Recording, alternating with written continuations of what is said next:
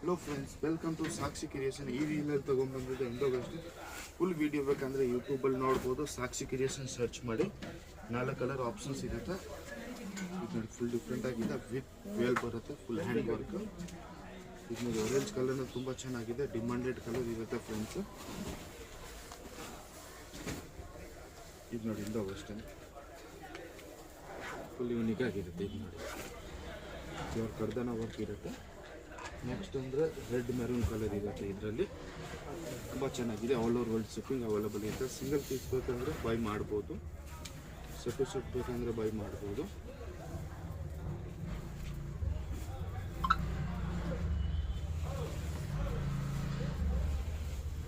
ಇದು gold colour, full demanded colour ಎಲ್ಲ 4